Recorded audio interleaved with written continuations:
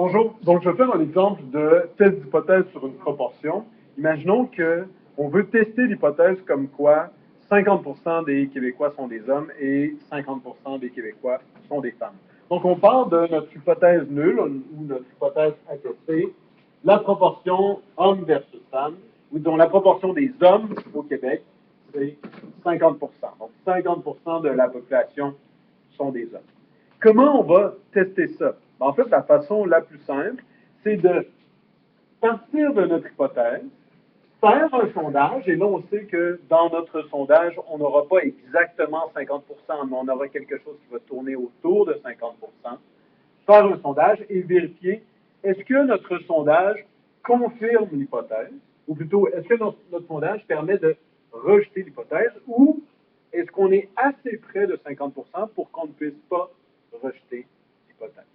Donc, on va partir avec l'hypothèse de départ. H0, la proportion d'hommes au Québec est de 50%. Et si ce n'est pas vrai, si notre hypothèse de départ n'est pas vraie, à ce moment-là, on aura notre hypothèse alternative, la proportion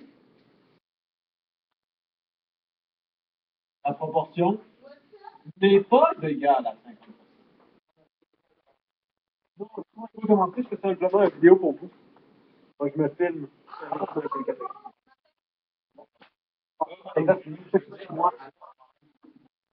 Donc, Patrick, tu te fais dire bonjour par toi-même. Donc, la proportion n'est pas égale à 50%. Et comment on va vérifier si l'hypothèse de départ peut être rejetée? Ben, c'est assez simple. On va faire un sondage et dans notre échantillon, on va regarder est-ce que les résultats obtenus sont en mesure de rejeter l'hypothèse nulle ou est-ce que nos résultats ne nous permettent pas de rejeter l'hypothèse nulle. Donc, qu'est-ce que ça veut dire? Ça veut dire que si dans notre échantillon, parce qu'on peut avoir plein de résultats différents dans l'échantillon, si dans l'échantillon, on tombe près de 50% en termes de proportion, on ne va pas rejeter l'hypothèse nulle. Mais si on tombe loin, si on tombe en dessous ici, ou au-dessus de 50%, on va se dire c'est possible que ce soit 50% dans la population complète, mais il y a très peu de chances que ce soit 50% dans la population complète. Par conséquent, je vais rejeter l'hypothèse. Donc, et tout ça va dépendre de notre niveau de signification. Alors, voilà notre situation de départ.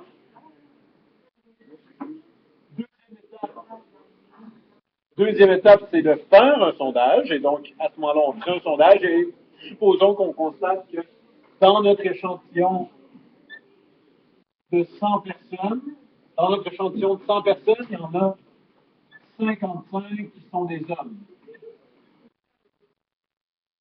55 qui sont des hommes. Donc, on va faire la proportion dans l'échantillon. Je vais mettre un petit P, pardon.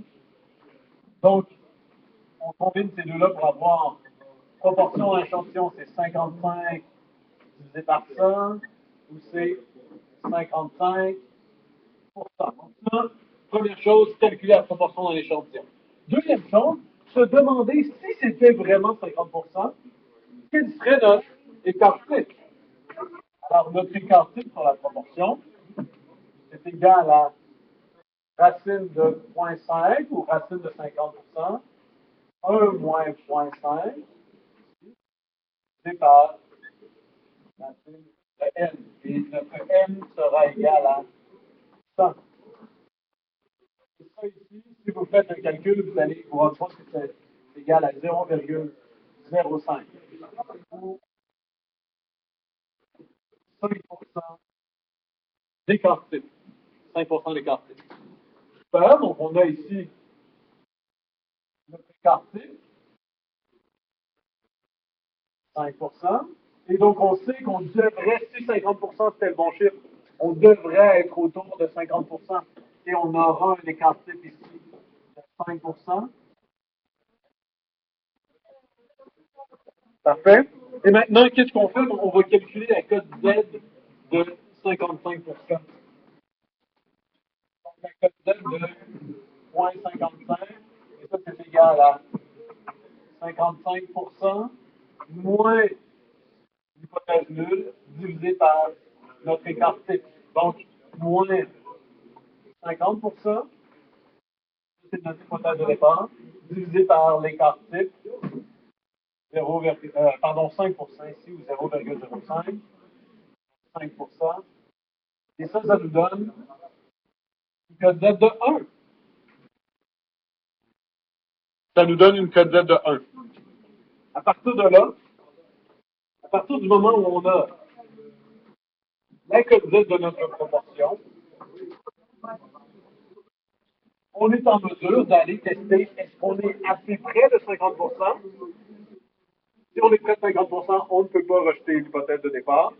Ou si on est trop loin de 50%, on pourrait rejeter l'hypothèse de départ. On pourrait dire que ce n'est pas égal à 50%, c'est soit trop grand, soit trop petit.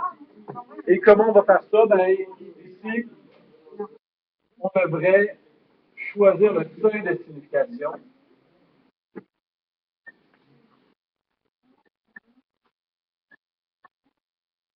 Seuil de signification.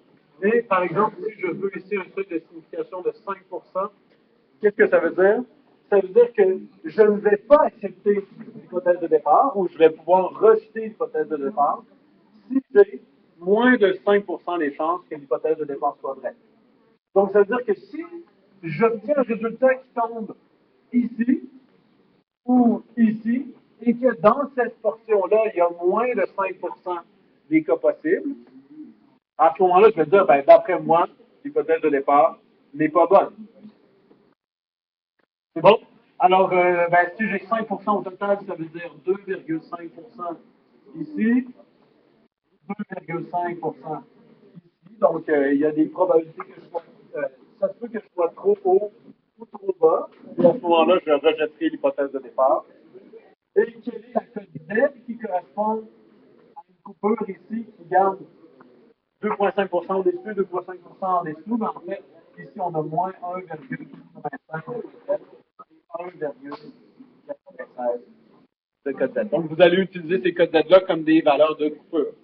Si vous tombez entre les deux codes Z, vous allez dire j'accepte l'hypothèse de départ. Si vous tombez à l'extérieur des deux codes Z, vous allez dire il y a moins de 5% des chances que mon hypothèse de départ soit vraie, et donc, je peux la rejeter.